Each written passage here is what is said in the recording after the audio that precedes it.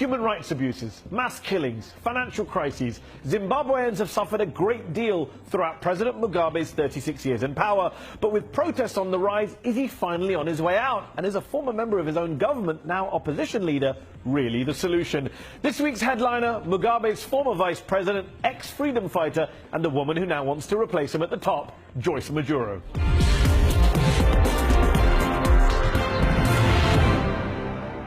Joyce Mujuru, thanks for joining me on Up Front. Zimbabwe has witnessed unprecedented protests this year. Thousands of Zimbabweans have taken to the streets, yourself included, to demand change, to demand an end to Robert Mugabe's rule. If Zimbabweans want change, why should they vote for you, someone who's been around on the political scene for more than 30 years, who was part of the Mugabe political project from day one, who treated him like a father figure, I think you once said. What are you offering that's new, that's different to what's come before? Zimbabwe People First is an inclusive party. I have given people freedom to do what they feel has not been done, and which the freedom fighters fought for. And they've seen that this ZANU-PF have since changed course.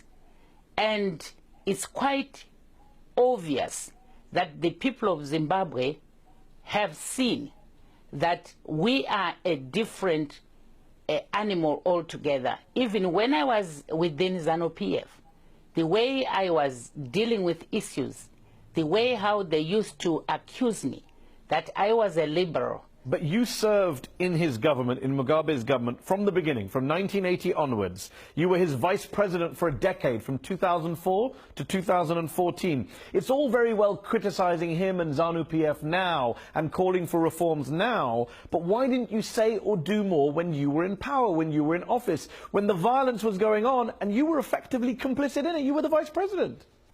Actually, in 2008, it's on record that I even addressed and calling and asking who was giving orders for people to go and maim and kill others. And I'm sure this is the reason why they were in cahoots or clandestinely working against me. And when we were in cabinet, when we were discussing matters that involved people, and I discovered that there isn't any way where the government is showing an inclusion of the ordinary people. So I was trying to work out from within. Okay, you were trying to work from within, you say. It's a fair argument. Let's go back further. Yes. Back to 1983, the Gukurahundi massacres in Zimbabwe, perhaps the darkest period in your country's post-independence history. More than 20,000 Zimbabweans killed by Robert Mugabe's military. Not only did you not speak out against those horrific killings at the time, despite being in government, your late husband, General Solomon Mujuru, was the commander of Zimbabwe's armed forces at that time, during those killings. Your question, I think, is well answered by the report of the Justice and Peace.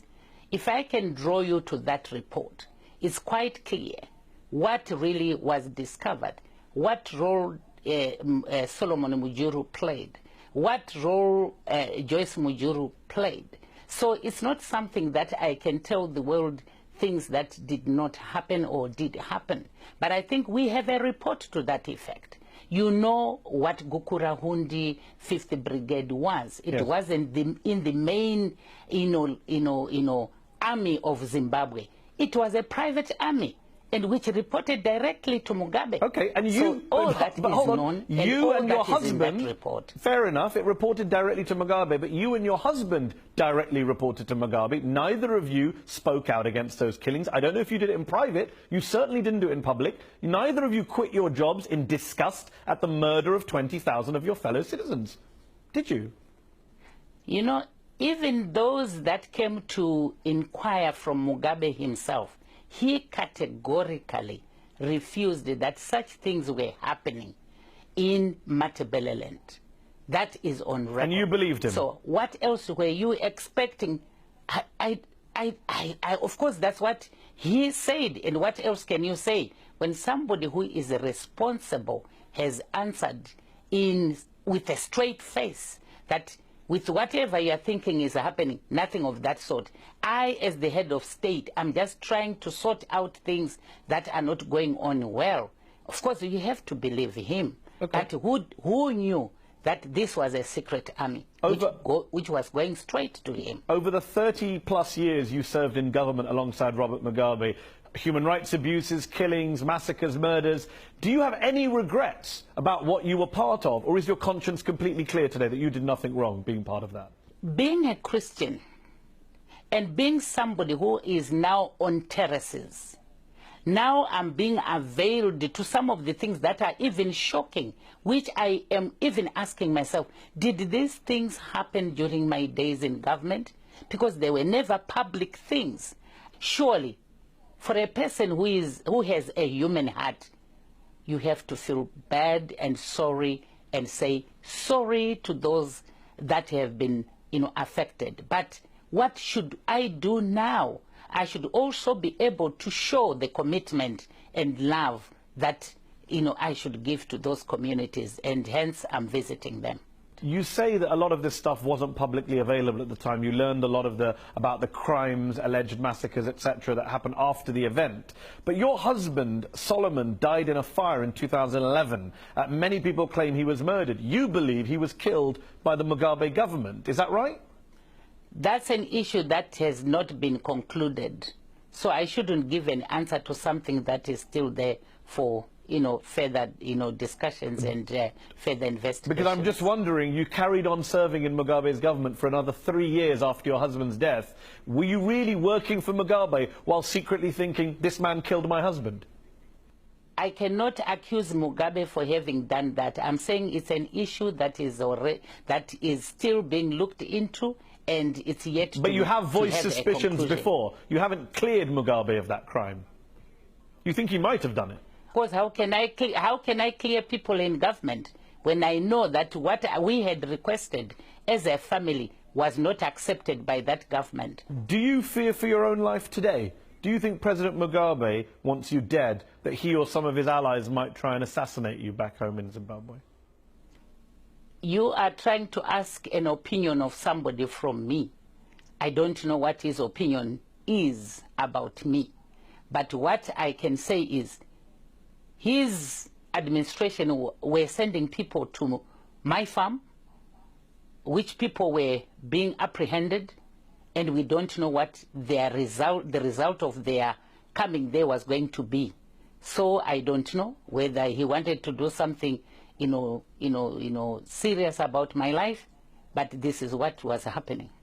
One final question before we finish. Can we clear something up once and for all? Did you really shoot down a helicopter with a machine gun when you were 18 years old during the War of Liberation? Because a lot of people say it never happened, but it's a key part of your backstory, your legend as a freedom fighter, isn't it?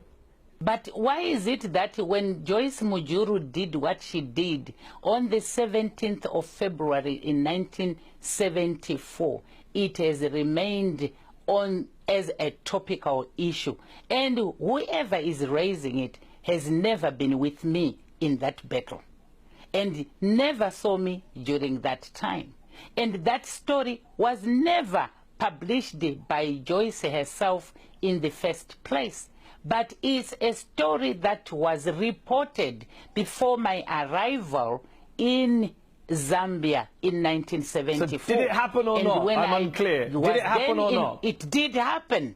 You shot down a helicopter with a machine gun. That's why I'm giving you, yes, wow. That's why I'm giving you by date, by year. And for those that are talking about it, it's because their participation in the struggle was very minimal, if not none.